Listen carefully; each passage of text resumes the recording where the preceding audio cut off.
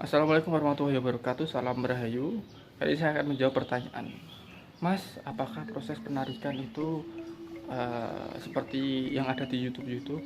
Mungkin kayak melakukan suatu gerakan tertentu, kemudian mengambil tanah, kemudian tiba-tiba muncul benda spiritual.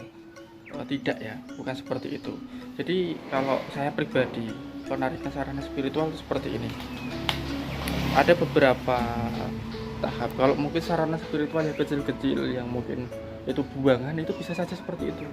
Dalam diri seseorang itu akan mendapatkan insting yang mana dia kayak membuat dirinya seperti metal detector. Dia dapat mendeteksi di mana ada benda, yang mana benda tersebut itu dulunya dibuang oleh seseorang dan dia menemukan di waktu yang mungkin di tempat yang sama ketika orang di zaman mungkin di tahun sebelumnya membuangnya, dia menemukan di tempat situ.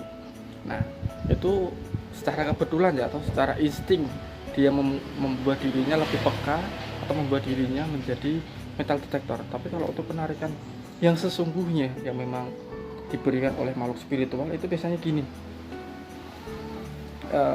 kita berinteraksi dengan makhluk spiritual, kita berkomunikasi dengan makhluk seperti itu, dan memberikan sebuah medianya itu berupa daun mungkin, atau berupa ranting, atau mungkin berupa tanah.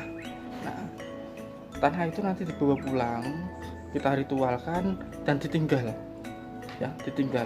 Ketika ditinggal mungkin dalam beberapa hari, 1 hari, 3 hari, 7 hari, nah, hari-hari ganjil ya, itu nanti akan berubah menjadi benda spiritual. Oke, itu akan berubah menjadi benda spiritual. Jadi bukan semata-mata langsung praktek. Oleh karena saya tidak pernah praktek, sesering mungkin menunjukkan ke YouTube terkait proses pengambilan benda spiritual.